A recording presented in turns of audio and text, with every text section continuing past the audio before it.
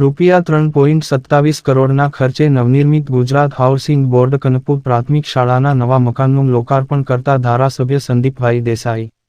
આધુનિક સુવિધાઓથી સજ્જ શાળામાં સ્માર્ટ ક્લાસ, કોમ્પ્યુટર લેબની સુવિધાઓ ઉપલબ્ધ છે.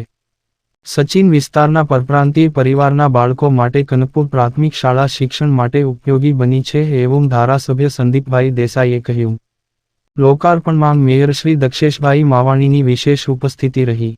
પ્રજાપંખ સુરત શુક્રવાર સુરત મહાનગરપાલિકા વિસ્તારના ઉધના ઝોન બી, કનપુર ખાતે નગર પ્રાથમિક શિક્ષણ સમિતિ સંચાલિત ગુજરાત હાઉસિંગ બોર્ડ કનપુર પ્રાથમિક શાળા ક્રમાંક ₹368ના ₹3.27 કરોડના ખર્ચે નવનિર્મિત આધુનિક સુવિધાઓથી સજ્જ નવા મકાનનું ધારાસભ્ય શ્રી સંદીપભાઈ દેસાઈના હસ્તે લોકાર્પણ કરવામાં આવ્યું હતું. આ પ્રસંગે મેયર શ્રી દક્ષેશભાઈ માવાણી અને deputy mayor doctor Narendrabhai Patil વિશેષ ઉપસ્થિત રહ્યા હતા. આ પ્રસંગે ધારાસભ્ય શ્રી સંદીપભાઈ દેસાઈએ જણાવ્યું હતું કે 1995થી કનપુર પ્રાથમિક શાળા કાર્યરત છે. શાળામાં કોઈ પણ જાતના ભેદભાવ વિના પરપ્રાંતીય પરિવારના બાળકો પણ અભ્યાસ કરી રહ્યા છે. બહારથી આવી સચિન વિસ્તારમાં વસવાટ કરી રહેલા પરપ્રાંતીય પરિવારોના બાળકો માટે આ શાળા શિક્ષણનું માધ્યમ બની છે.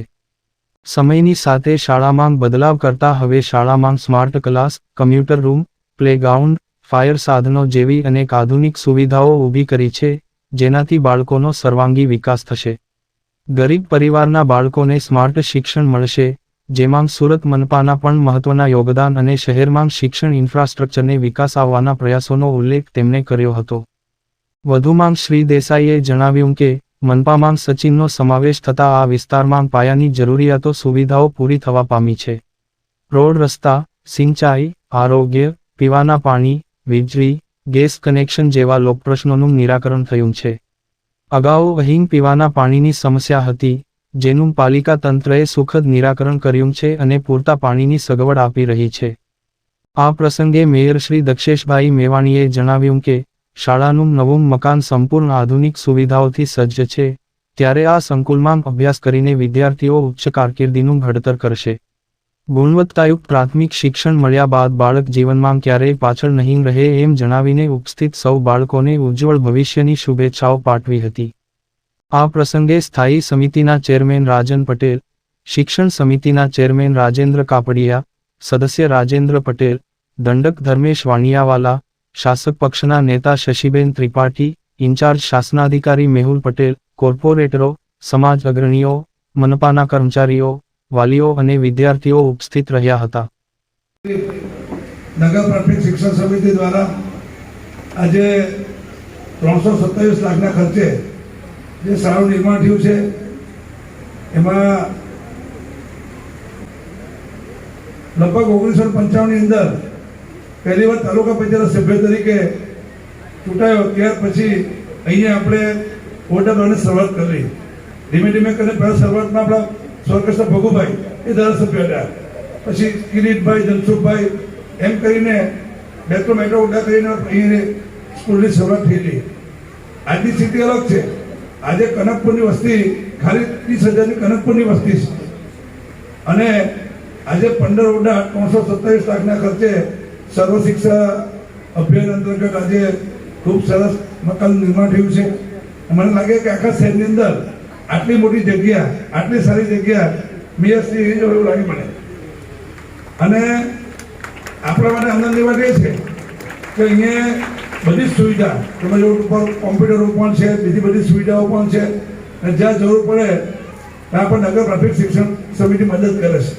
હમણાં કન્યા કાર્યક્રમની અંદર આપણે બધાને એક ડ્રેસ, કંપાસ, લંચ બોક્સ, પાણીની બોટલ, દફતર આ નગર પ્રાથમિક શિક્ષણ સમિતિ આપણને આપી બધાને, છોકરાઓને.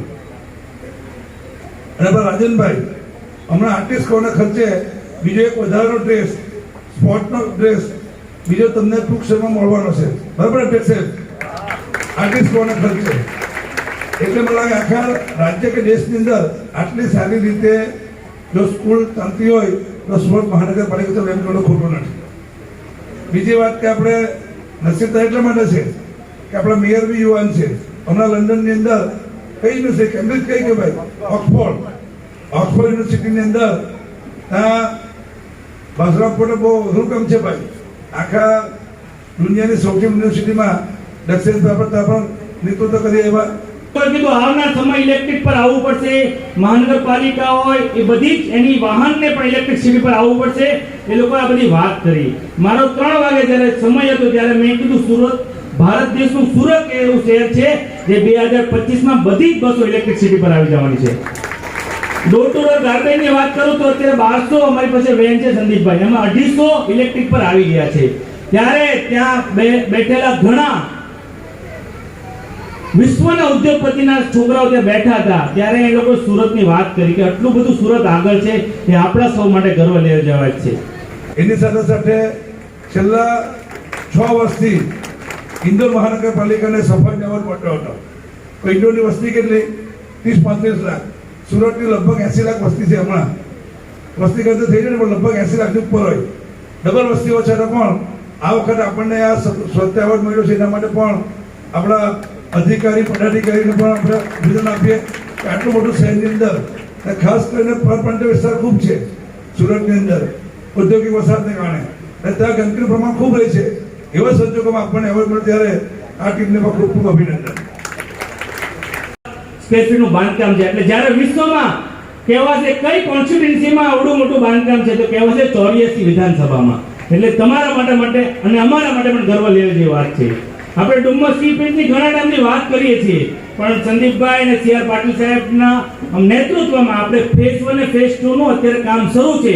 એક જ વર્ષમાં ડુમ્મસ સી પેજમાં 300 કરોડનું કામ સંદીપભાઈ આપણા બધાના સથવારે પૂરું થઈ જવાનું છે. મહાનગરપાલિકા માટે ગર્વ લેવા જેવી વાત છે. વધારે નહીં કહેતા આ વિસ્તારમાં હજી પણ વધારે વિકાસ થાય તે સંદીપભાઈને શુભકામના આપું છું. અહીંના વિદ્યાર્થીઓ છે, જ્યારે મોદી સાહેબ જ્યારે અમે મુખ્યમંત્રી હતા ત્યારે કહેતા કે શિક્ષણ કે સરસ્વતીનો દીવાનું સિંચન કરશો તો લક્ષ્મી આપોઆપ તમારા ઘરમાં આવશે. એમ આ સ્કૂલમાં પણ શિક્ષકગણ અને પ્રિન્સિપાલને પણ કહું છું કે એવા વિદ્યાર્થીઓ તમે ભણાવો કે સુરત શહેરનું નામ રોશન કરે. અસ્તુ ભારત માતા કી જય. ખૂબ ખૂબ આભાર સાહેબ શ્રી આપનો. આપના પ્રાસંગિક ઉદ્બોધનમાં ખૂબ સરસ મજાની વાતો. 368ના સારા ભવનના લોકાર્પણ કાર્યક્રમમાં 1 વર્ષ પહેલા નગર પ્રાથમિક શિક્ષણ સમિતિમાં સમાવવામાં આવી લગભગ 35 જેટલી શાળાઓનો સમાવેશ કરવામાં આવ્યો અને આપણા ધારાસભ્યશ્રીઓ કોર્પોરેટરશ્રીઓની લાગણી અને માંગણીને અનુસરીને નગર પ્રાથમિક શિક્ષણ સમિતિએ આ શાળામાં ભણતા વિદ્યાર્થીઓ માટે યુનિફોર્મ, બુટ, મોજા, સ્પોર્ટ યુનિફોર્મ, શૈક્ષણિક કીટ